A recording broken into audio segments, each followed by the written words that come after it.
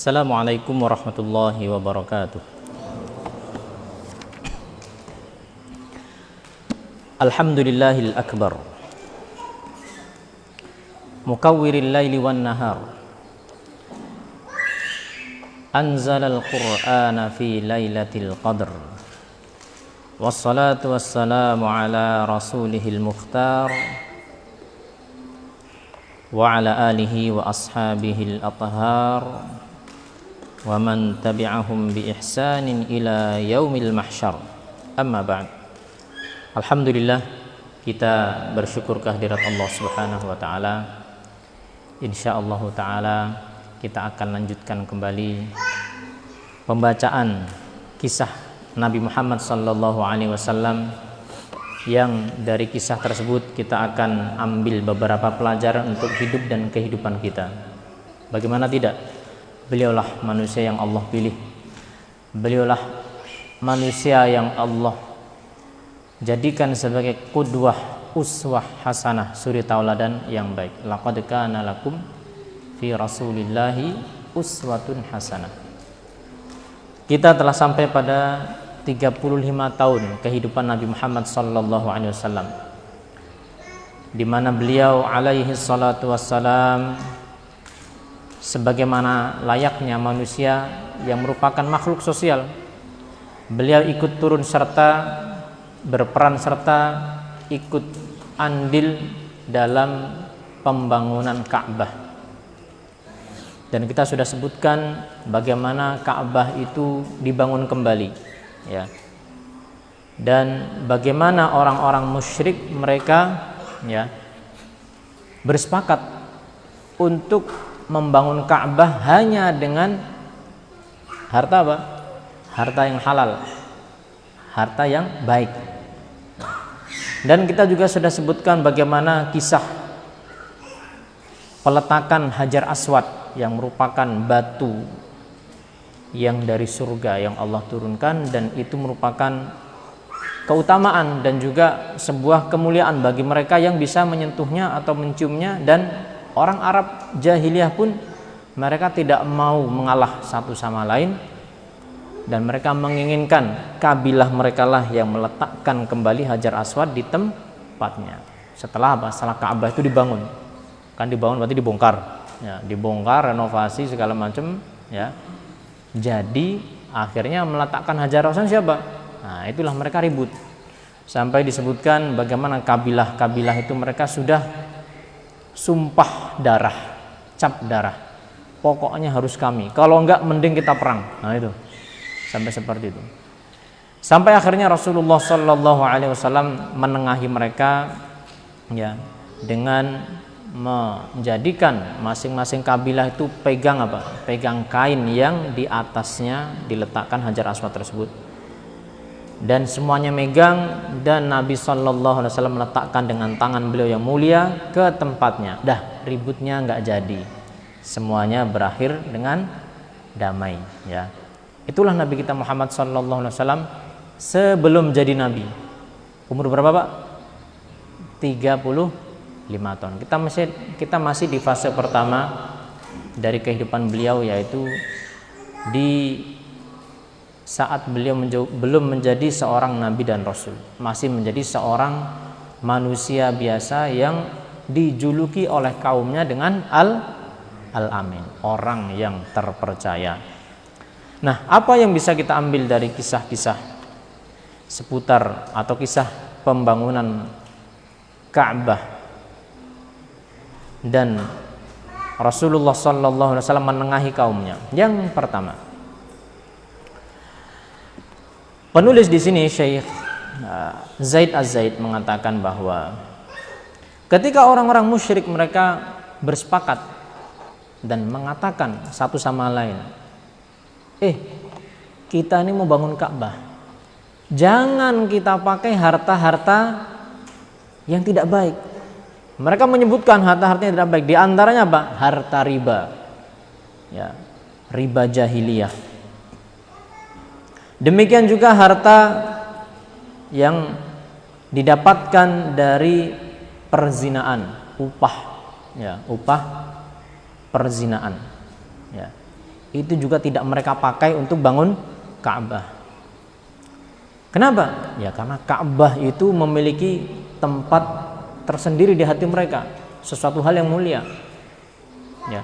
Sehingga dari sini kita bisa mengambil bagaimana orang jahiliyah dengan kejahiliahan mereka. Mereka musyrik, ya.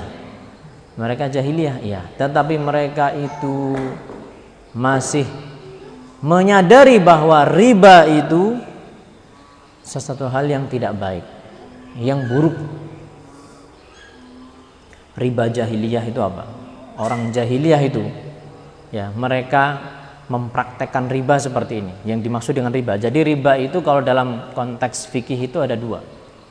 Ada riba nasi'ah atau riba jahiliyah, nama lainnya sama. Yang kedua adalah riba fadl. Yang pertama riba nasi'ah, riba tempo, penundaan, penangguhan pembayaran. Ya, yang kita kenal lah, ya. Anda butuh uang, titipkan BPKB. Ya. Kamilah solusinya, pinjol. Yang lagi rame itu kan kemarin. Naruh pinjam 1 juta, kemudian apa? Si peminjam berkewajiban membayarkan apa? Kelebihan atau lebih dari 1 juta tersebut. 1.100.000 itu berarti 10%. Pokoknya flat rate, Pak. Ya. 10% sudah. Nah, itulah riba jahiliyah yang dikenal sejak zaman jahiliyah. Orang jahiliyah juga begitu dulu. Ya. Makanya ya, orang jahiliyah saja mereka menyadari itu nggak baik. Itu zalim. Nah, di sini Syekh mengatakan, sedangkan sebagian kaum muslimin hari ini mereka ya kalah sama orang jahiliyah, sama orang Arab jahiliyah, orang Arab musyrik. Dari sisi apa? Dari sisi ini. Mereka menganggap riba jahiliyah itu, orang-orang musyrik, suatu hal yang buruk, hina, sehingga mereka tidak pakai untuk bangun Ka'bah. Sementara sebagian, tidak semuanya, sebagian kaum muslimin entah karena kejahilan atau kepura-puraan jahil, ngerti sih, ya. Itu nggak boleh tuh ngerti. Mereka apa? Mereka ya nggak apa-apa, kan masih ada yang membolehkan. Nah, pokoknya cari yang membolehkan, katanya boleh. Ini riba jahiliyah. Maka seorang muslim muslimah berusaha dan berdoa kepada Allah Azza wa Jalla agar apa? Agar bisa terlepas dari yang namanya riba. Dosa riba itu, Pak, dosanya besar. Ya. Nabi sallallahu alaihi wasallam mengatakan, la'anallahu akilar riba wa mukilahu wa syahidaihi wa katibahu. Allah melaknat dan Rasulnya juga melaknat pemakan riba. Oh, saya nggak makan, ya, saya tidak makan, tapi saya pakai buat bangun ini, bangun itu, beli ini, beli itu. Nggak mesti begitu, nggak mesti harus dimakan riba itu, hasil riba itu, sehingga terkena laknat. Enggak.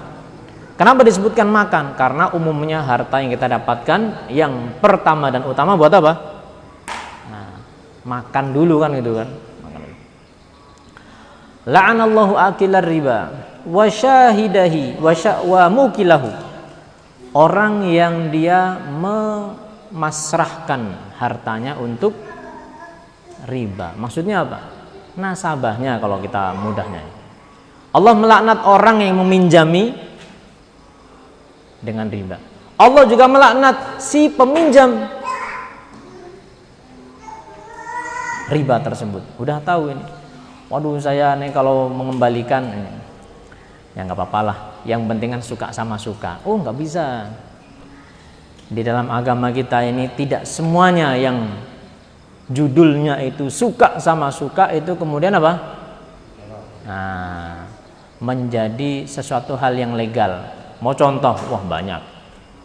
Ya, laki-laki, wanita, perempuan sama suka sama suka. Kemudian apa? Melakukan perbuatan zina misalnya. Apakah akan dibenarkan gara-gara kalau suka sama suka nggak kena pasal, ya, nggak kena pasal? Nggak boleh, ya, nggak boleh. Wasyahidaihi, kemudian dua orang saksinya. Saksi apa? Saksi transaksi tersebut. Saksi yang mempersaksikan transaksi keabsahan, ya. Wa katibahu, katibnya itu yang nulis, ya. Yang nulis itu apa? Ya, sekretarisnya, yang tukang nulisnya. Wah, kalau kayak gitu kena semua. Ya, demikianlah, Pak. Rasul itu hanya menyampaikan. Kita tidak memaksa, tetapi kita hanya menjelaskan, ini loh hakikatnya, sebenarnya demikian. Wah Ustaz, saya ini ngerti itu nggak boleh, tapi saya, nah ini masalah lain kan itu. Tapinya itu loh, tapi saya itu gimana ya? Mau kerja apa? Itu. Kalau saya keluar dari sini, saya ngerti itu nggak boleh, tapi saya mau kerja apa? Maka nasihat kami untuk kami pribadi dan juga kaum muslimin yang seperti itu keadaannya. Pertama, Rasulullah sallallahu alaihi wasallam mengatakan, "Man taraka syai'an lillahi 'awwadahu Allahu khairan minhu." Ini kata Nabil, bukan kata saya. Barang siapa yang dia meninggalkan sesuatu karena Allah, bukan karena manusia, wah nggak enak nih sama temen, udah bolak-balik disentil-sentil, enggak, tapi karena Allah, takut sama Allah. Apa janji Rasul SAW? Apa janji Allah? Allah pasti akan gantikan khairan minhu, yang lebih baik, bukan yang sama, yang lebih baik.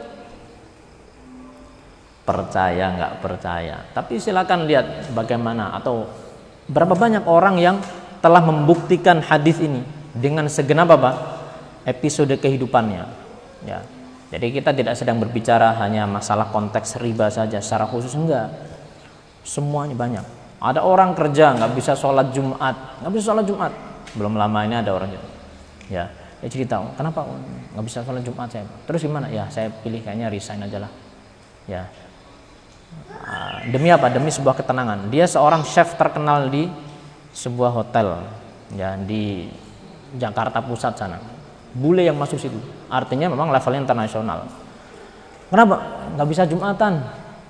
Ya sekali dua kali dia pindah. Terus sekarang gimana? Alhamdulillah.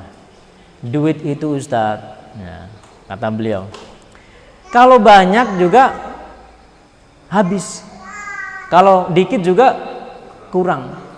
Maksudnya apa? Ya, itu bukan jaminan kebahagiaan itu. Sekarang saya ini begini, ya kan? Itu masya Allah, saya merasakan keberkahan hidup, ya kan gitu kan? Nyaman saya gitu, nyaman. Kan kalau orang bahagia kan kelihatan. Wujuhu yauma idzin nadhirah. Allah mengatakan wajah-wajah ahli surga itu nadhirah, bercahaya, seneng, ya. Allah juga mengatakan wujuhu yauma idzin na'imah li sa'yiha radiyah. Wajah-wajah ahli surga itu kelihatan apa? Kelihatan orang senang. Kita kan bisa nilai ini, ya. Kita bisa melihat atau merasakan. Kalau kita lagi senang atau orang lagi senang, kelihatan pertama dari apanya, Pak? Dari wajahnya. Kalau orang lagi banyak pikiran, lagi sumpek, lagi apa? Kelihatan pertama dari apanya? Mobilnya apa wajahnya? Wajahnya kelihatan. Wah, rumahnya gedong, ya, megah segala macam, mobilnya ini, tapi kok kayaknya apa? Kayaknya orang ini punya masalah. Kamu tuh masalahnya apa sih? Harta punya, ini punya. Nah, pasti demikianlah kehidupannya. Ini yang pertama. Jadi apa? Yakinlah janji Rasul sallallahu alaihi wasallam, janji Allah itu pasti benar. Yang kedua, sadarilah bahwa bahaya dosa riba itu, ya, sangatlah besar. Dosa riba itu termasuk dari 7 pemuncak klasemen dosa-dosa besar. Jadi kalau dosa besar itu, dosa itu nggak sama, beda-beda. Ada di antara dosa itu yang dosa besar. Ada di antara dosa-dosa besar itu yang paling besar. Yang paling besar syirik, mempersekutukan Allah. Ya. Kemudian apa? Di antara 7 yang Nabi Shallallahu Alaihi Wasallam sebutkan, as-sab'ul mubiqat, 7 yang membinasakan, itu di antaranya ada riba. Ya, saya lupa nomor berapa urutannya. Nabi SAW pernah mengatakan, 1 dirham riba dosanya lebih besar ketimbang zina dengan 36 wanita. Ya, subhanallah. Kalau seseorang, dan kita semuanya walhamdulillah, kita menganggap perbuatan zina itu perbuatan yang jelek, yang buruk. Wala taqrabuz zina innahu kana fahisyatan wa sa'a sabila. Jangan kalian deketin zina. Zina itu fahisyah, jijik, wa sa'a sabila, dan seburuk-buruk jalan. Nah, ini 1. Gimana dengan 36?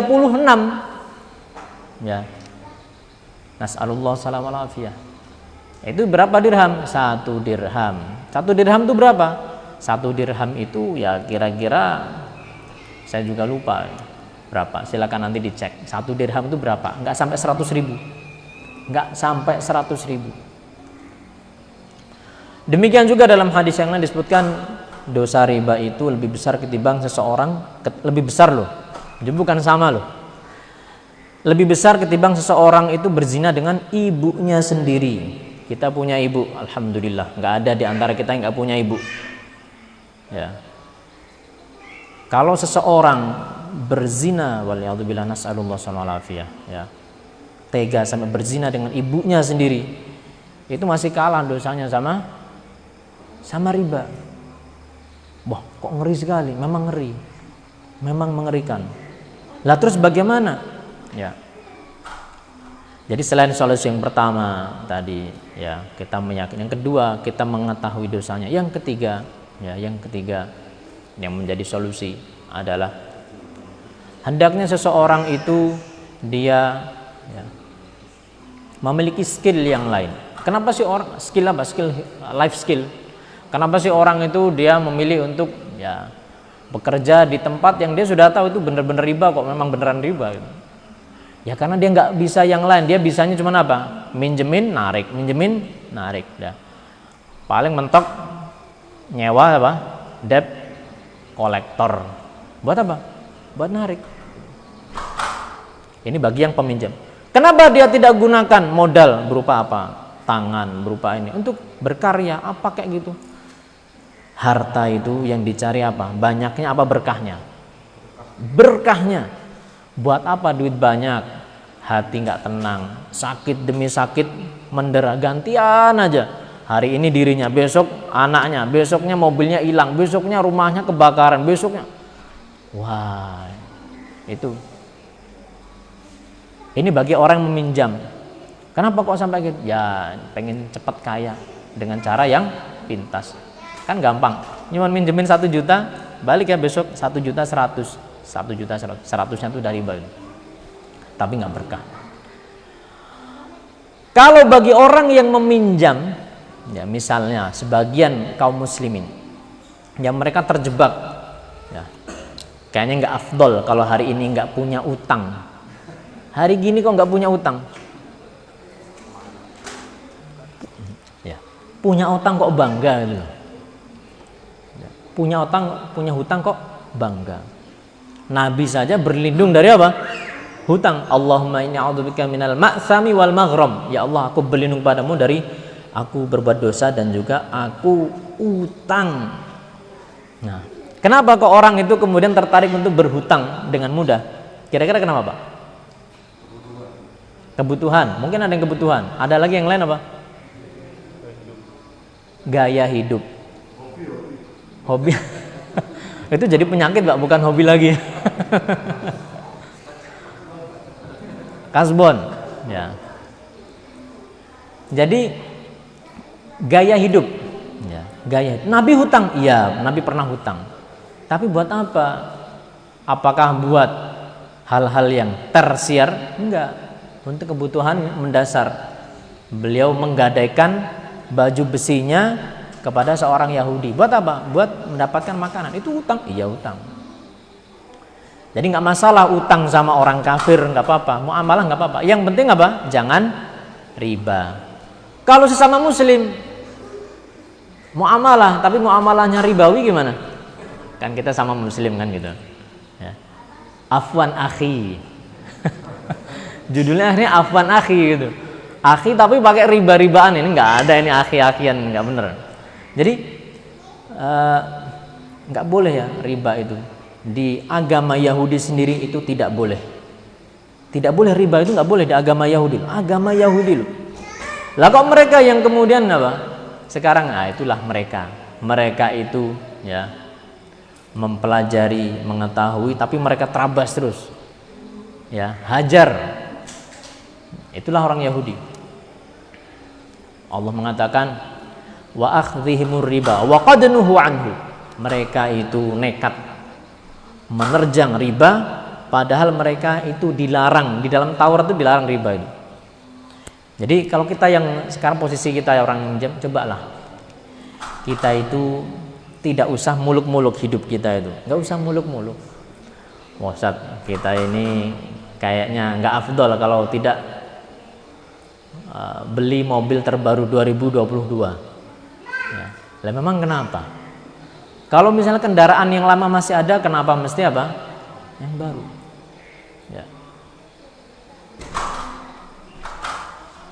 Jadi gaya hidup tadi dan juga yang lainnya. Ditambah lagi sekarang ya kartu hutang itu, tapi kan bahasanya kan agak halus nih kan, credit card ya. Hari gini nggak punya credit card jadul amat sih jadi orang ya. Itu sebenarnya kartu apa? Kartu utang itu. Punya kartu kredit kok bangga ya kan. Pola pikir manusia itu sekarang banyak yang dibalik itu. Yang baik menjadi hal yang buruk, yang mendatangkan ketenangan dianggap sebagai suatu hal yang tertinggal dan seterusnya. Yang mendatangkan musibah dan juga bikin orang nggak tenang kayak utang itu tadi dianggap sebagai sebuah modernitas. Modern nih kartu kredit saya banyak. Padahal itu utang semuanya, ya utang semua. Jadi kita ini hidup ini tidak usah muluk-muluk ya. Dan di sana ada riba yang lain, ada namanya riba fadl. Apa itu riba fadl? Yang tidak banyak disinggung.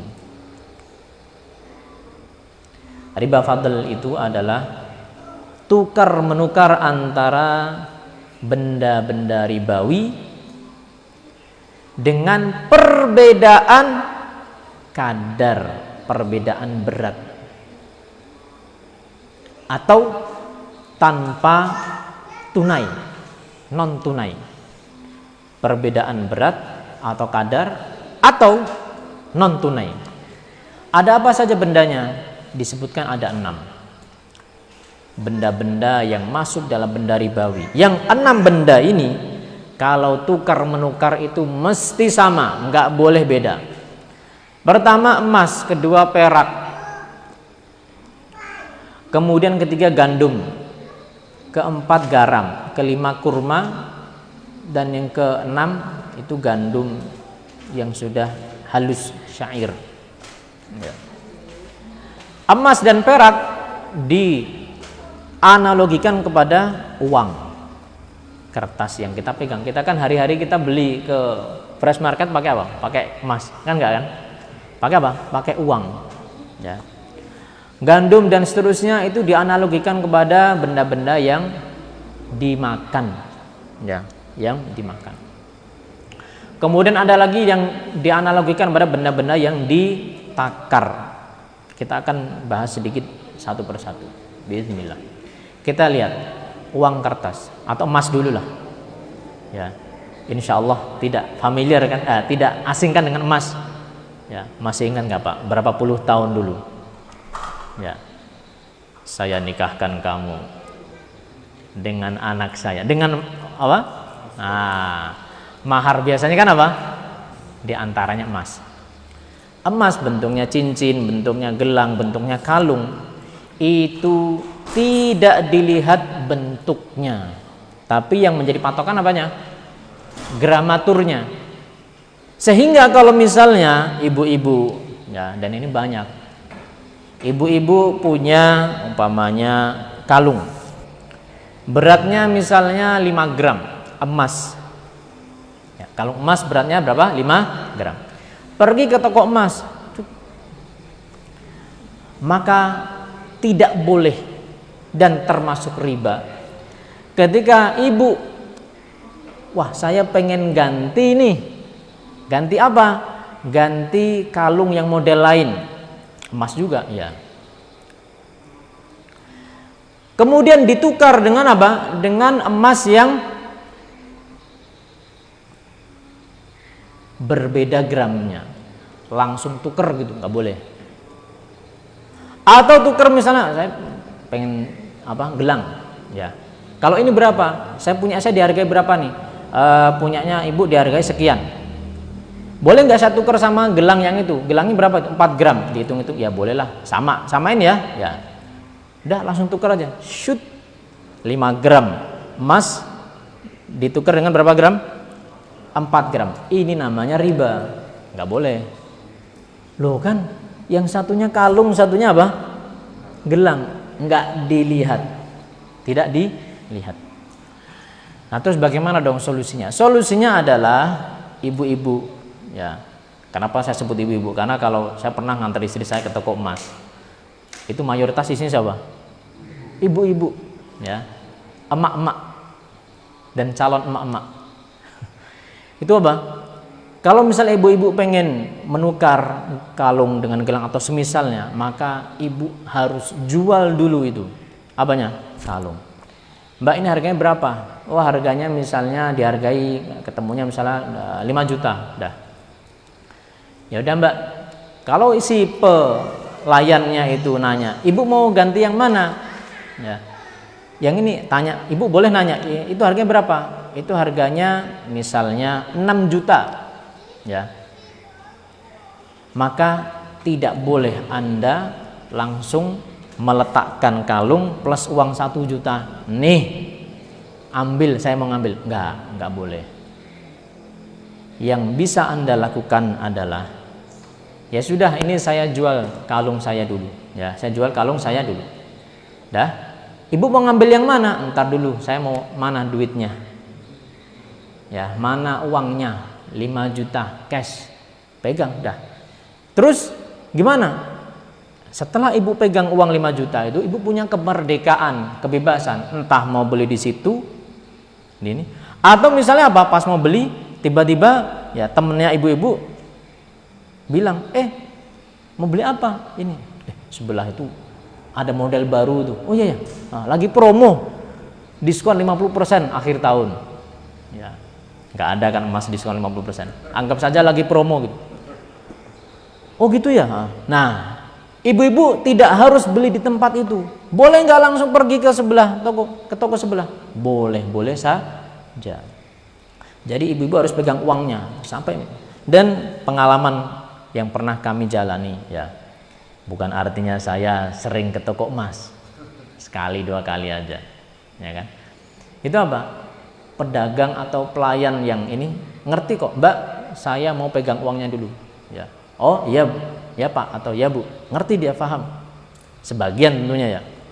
Ya, ngapain sih ribet amat? Ya sudah, kalau nggak mau, saya adalah konsumen dan konsumen adalah raja. Saya pergi ke sebelah aja nggak apa-apa. Begitu, kita mesti apa?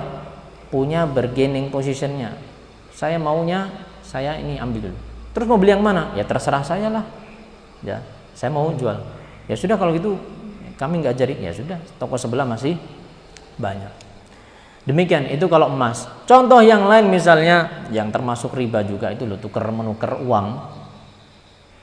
Ya, kalau mau lebaran itu kan, atau misalnya ini 5 ribuan 20 lembar. Totalnya berapa, Pak? 100 ribu ya kan? Di pinggir-pinggir, tapi masih rapi-rapi tuh, dijualin. Berapa nih? 110 ribu, Pak. Duh, ini berapa lembar emangnya? 20 lembar. Berarti 100 ribu dong. Iya. Nah terus 10 ribunya gimana? Ya 10 ribunya untung kami, Pak. Nggak boleh. Ya. Jadi kalau misalnya seperti itu udah hakikatnya riba. Nuker duit sama duit beda apa? Beda jumlah. Kalau beda warna sih nggak apa-apa. Nggak apa-apa. Ya. Apa? Ya, yang penting nilainya, angkanya. Contoh yang lain itu kalau ini, kita tinggalkan masalah, kita ke makanan. Makanan tadi misalnya apa? Ya kalau kita kan nggak makan kurma, tapi mungkin aja kita makan kurma. kurma itu mesti sama ditakarnya. 1 sok kurma, sok itu takaran, mesti ditukar dengan 1 sok kurma juga. Kurma yang baik, ya, yang level grade A misalnya, kalau ditukar dengan kurma yang biasa-biasa saja, mesti sama. Beras juga sama. Lah terus kalau kita pengen makan beras yang enak nih gimana? Kita dapatnya kalau zaman dahulu ada beras jatah, beras apa namanya? Kupon. Zaman dulu tuh. Ya. Maka si pemilik beras ini hendaknya dia jual dulu.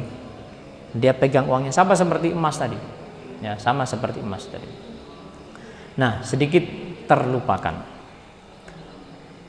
Tuker menukar emas itu harus tunai ya.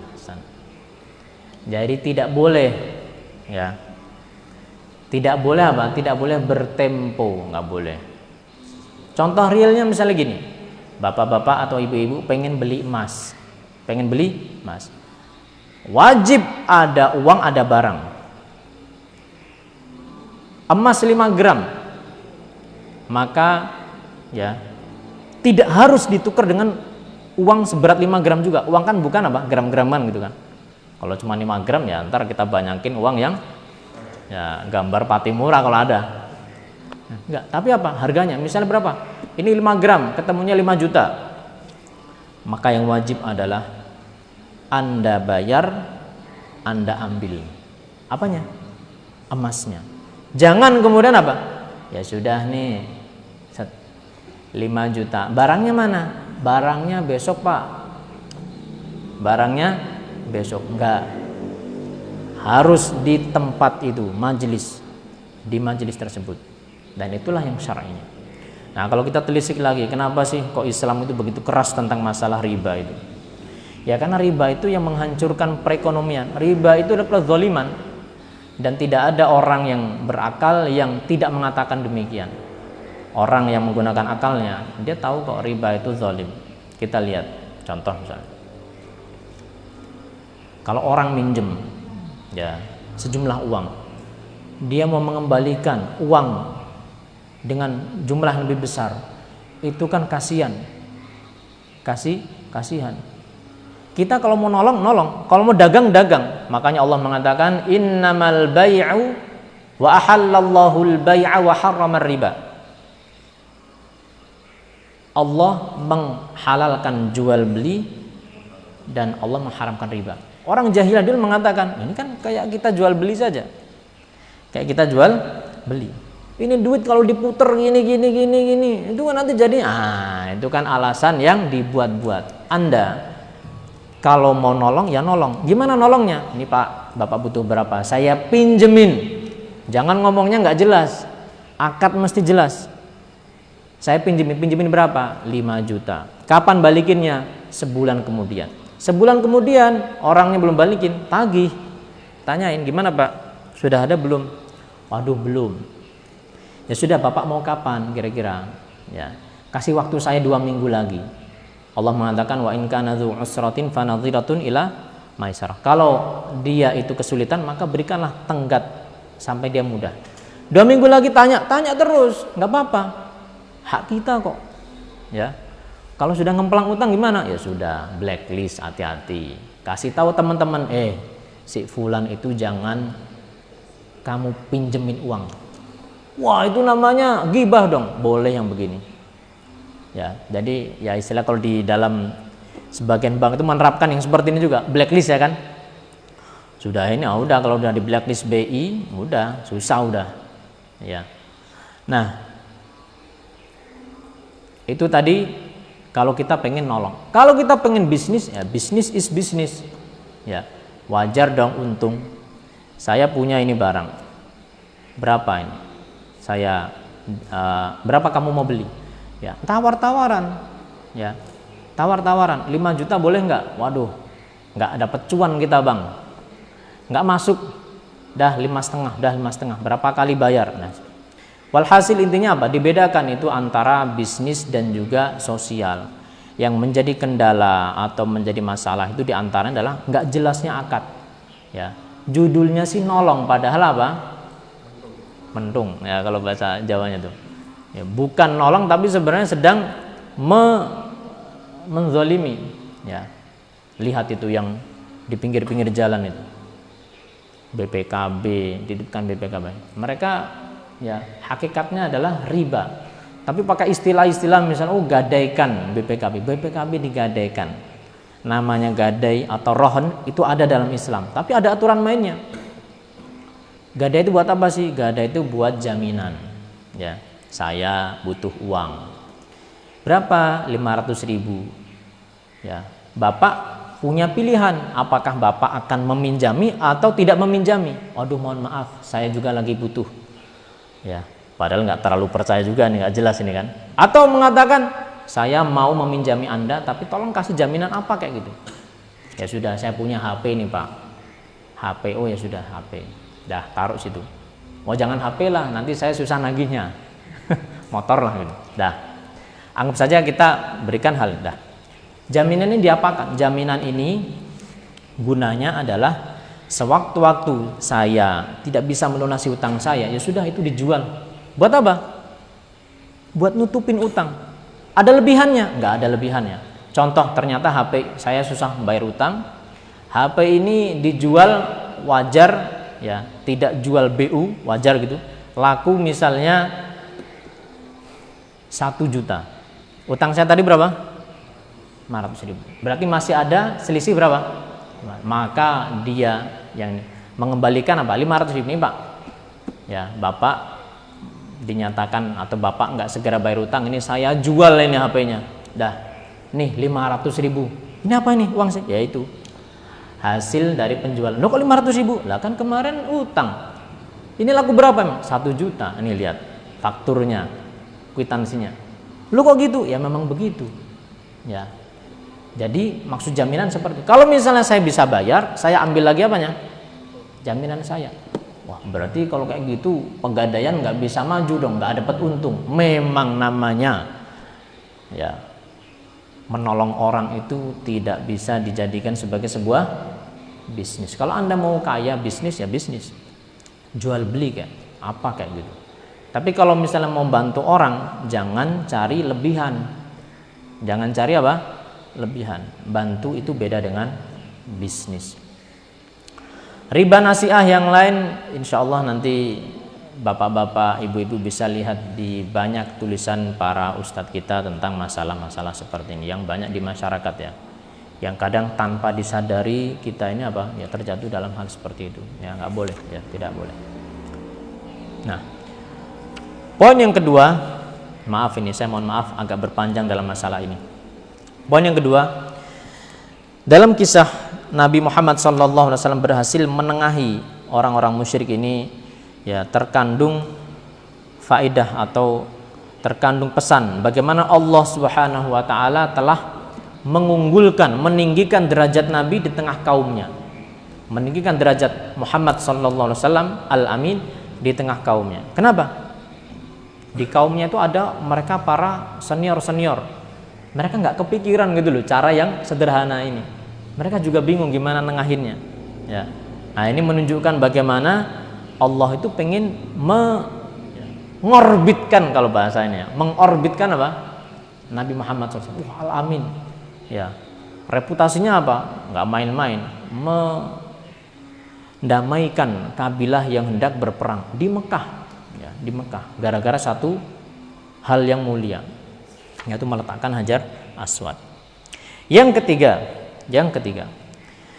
ketika orang-orang musyrik mereka sontak mengatakan radina bil amin, kami ridho kalau sama al amin. Jadi ya Nabi itu kenapa kok dipilih? Karena pemimpin atau orang yang paling senior di antara mereka itu mimpi apa? Mimpi begini aja deh, biar kita nggak ribut ya, kita lihat besok siapa orang yang pertama kali masuk ke Ka'bah ini, kita akan jadikan dia sebagai pemutus di antara kita, biar nggak ribut. Gimana? Sepakat? Sepakat. Ternyata yang datang masuk Ka'bah keesokan harinya adalah siapa? Rasulullah SAW. Ya. Mereka melihat Nabi SAW langsung mereka mengatakan, wah iya ini Al-Amin, kita ridho dengan Al-Amin, orang terpercaya. Nah, apa faedahnya? Faedahnya bahwa Nabi SAW itu memiliki track record yang mulus, yang baik, bersih, nggak ada ya masalah. Sehingga seorang yang hendak berdakwah, khususnya kita semuanya itu dai, kita semuanya dakwah, hendaknya kita juga berusaha menjaga track record kita. Kenapa? Karena dakwah itu butuh kepada akhlak yang baik. Selama ini Nabi Muhammad SAW sudah dikenal sebagai orang yang berakhlak yang baik, ya. Sehingga ini akan membantu Nabi Muhammad SAW ketika beliau nanti menjadi seorang Nabi dan Rasul. Apa sekarang refleksi buat kita? Ya, jadilah kita orang yang memiliki track record yang baik. Di hadapan siapa? Di hadapan orang-orang yang kita dakwah. Kita punya istri, kita punya suami, kita punya anak, kita punya tetangga dan seterusnya. Jadilah suami yang baik. Jadilah kita istri yang baik. Jadilah kita orang tua yang baik. Jadilah kita tetangga yang baik. Jadilah kita bagian masyarakat yang baik. Sehingga dengan hal tersebut secara tidak langsung kita ini sudah berdakwah, ya, berdakwah jadi orang yang baik. Coba kalau misalnya seseorang itu, ya, dia track recordnya kurang baik, maka orang akan mikir-mikir juga untuk apa? Mengikuti dakwahnya. Ya. Ini diantara hikmah yang disebutkan tentang bagaimana Nabi Muhammad SAW itu dijuluki Al-Amin. Lihatlah bagaimana kisah Nabi Yusuf alaihi salam. Nabi Yusuf alaihi salam dalam kisah surat Yusuf. Nabi Yusuf itu seorang nabi yang pernah mencicipi dinginnya jeruji penjara. Seolah-olah seperti itu. Padahal nabi. Kenapa? Kena fitnah. Makanya tidak semua orang yang masuk penjara itu orang yang jelek. Enggak. Lihat bagaimana Nabi Yusuf alaihissalam. Imam-imam besar, Imam Malik, Imam Ahmad bin Hanbal itu di penjara. Ya, Syekhul Islam Ibnu Taimiyah di penjara. Apakah mereka ini? Ya, cukuplah sejarah yang menjawab. Ya, kalau Nabi cukuplah Al-Quran mengatakan. Nah, Nabi Yusuf itu masuk penjara. Kemudian ada 2 orang kan yang ikut bersama beliau. Nanti silakan dilihat surat Yusuf. 2 orang ini mimpi. Yang satu mimpi apa? Membawakan khamar untuk tuannya, untuk majikan. Yang satu lagi mimpi kepalanya ini ada makanan, kemudian dipatok sama burung-burung. Kemudian apa kata 2 orang ini? Ya, Nabi ta'wili. Tolong dong kami kasih tahu penjelasan mimpi kami. Kami punya mimpi begini. Kayaknya mimpi ini ada maksudnya, tapi kami nggak ngerti. Ya. Inna naraka minal muhsinin. Kami bertanya kepada Anda karena kami ngelihat kayaknya Anda ini orang baik. Nah itu. Kenapa kok mereka bisa berkomentar Nabi Yusuf itu kayaknya orang baik? Kenapa tuh? Apakah Nabi itu pakai rompi khusus? Nabi tulisannya itu. Ya. Kan enggak, karena orang lihat kayaknya orang baik nih. Ya, orangnya baik. Inna naraka minal muhsinin. Kemudian mulailah Nabi Yusuf itu menjawab, atau sebelum berdakwah dulu, dakwah kepada tauhid, ya, mengajak untuk mengesahkan Allah. Setelah itu baru dijawab. Nah, poin penjelasannya adalah bagaimana 2 orang ini yang tidak kenal Nabi Yusuf itu begitu menaruh kepercayaan kepada siapa? Nabi Yusuf. Dari mana? Ya karena tindak tanduknya, demikian juga apa? Sikapnya selama di penjara kan kelihatan. Ya, sehingga mereka mengatakan inna naraka minal muhsinin. Kami melihat Anda itu termasuk orang yang baik. Refleksinya buat kita adalah ya, mari kita berusaha menjadi orang yang baik karena Allah Subhanahu wa taala. Ya, karena Allah Subhanahu wa taala. Kemudian yang selanjutnya dari hikmah kisah ini adalah bagaimana dakwah itu butuh akhlak tadi. Ya, butuh akhlak yang dengannya seseorang itu bisa menghantarkan dakwahnya. Bapak-bapak, ibu-ibu, ya, kita kaum muslimin, kita ini ditonton oleh orang di luar kita dari atas sampai bawah. Percaya nggak percaya? Bener. Orang kafir itu kalau nonton orang Islam itu dari atas sampai bawah. kita ini, apalagi yang sering rajin ke masjid itu ditonton sama tetangganya dari atas rambut sampai bawah. Maksudnya apanya? Sikapnya benar, sehingga mereka akan mencatat, orang Islam itu gini. Ya, meskipun mereka nggak mengatakan. Berapa banyak orang itu orang kafir mu'alaf gitu kan masuk Islam. Awalnya saya punya teman-teman muslim gitu. Ternyata mereka itu orangnya tidak seperti yang katanya di TV, teroris, radikal segala. Ternyata nggak seperti itu. Mereka ini saling bertegur sapa dengan tetangga baik, ya. Bahkan orang kafir kalau sakit, ya, seperti pelajaran yang kemarin ditengokin segala macam. Ya, sehingga mereka bisa menilai, kayaknya ini yang benar nih, kayaknya ini yang benar itu.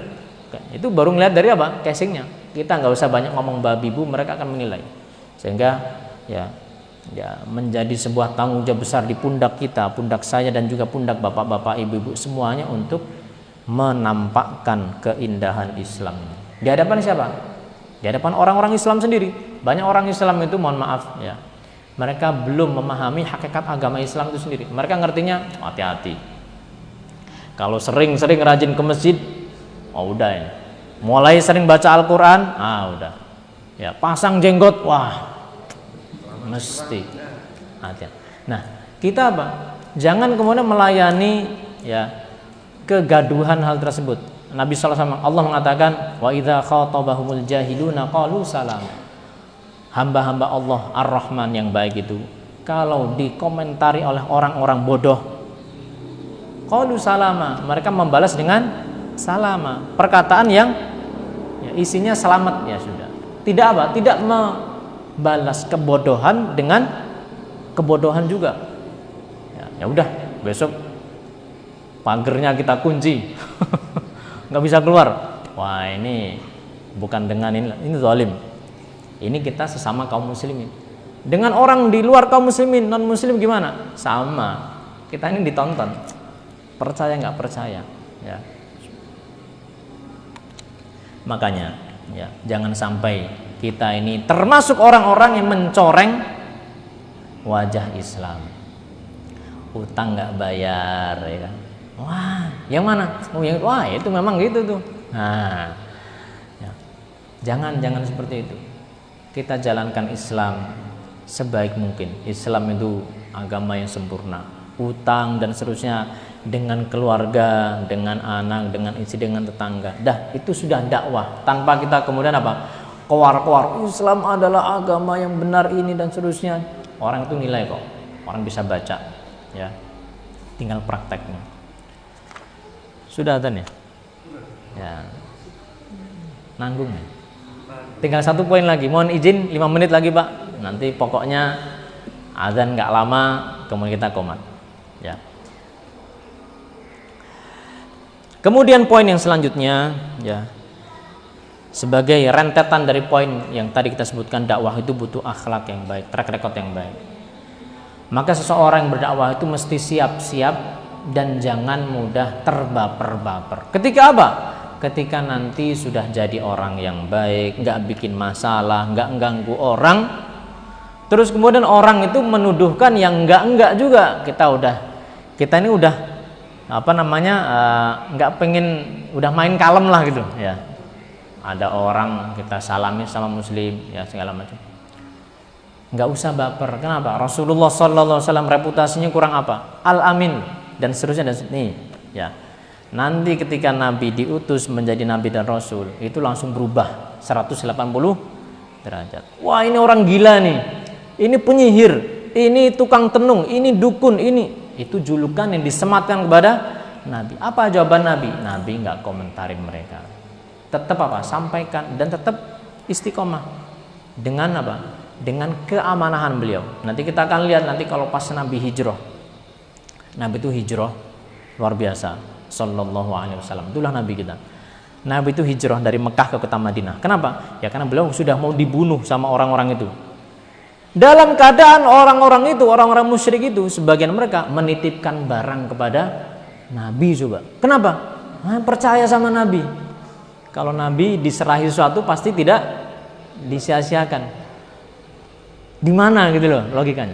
Nabi SAW ya ketika mau hijrah berpesan kepada Ali bin Abi Thalib radhiyallahu anhu, ya, Ali, kamu gantikan saya untuk tidur di tempat tidur saya. Wah, risiko besar. Kenapa?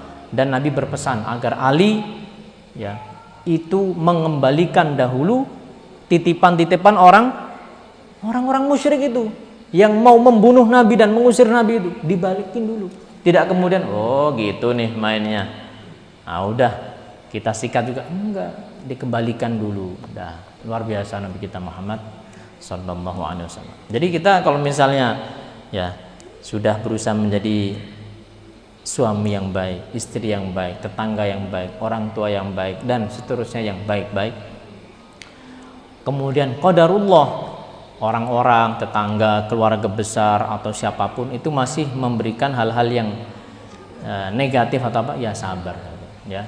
Itu nanti insya Allah akan hilang dengan sendirinya dengan izin Allah. Kalau Allah berkehendak memberikan mereka hidayah, Allah akan jadikan mereka mendapatkan hidayah. Persis seperti Abu Sufyan.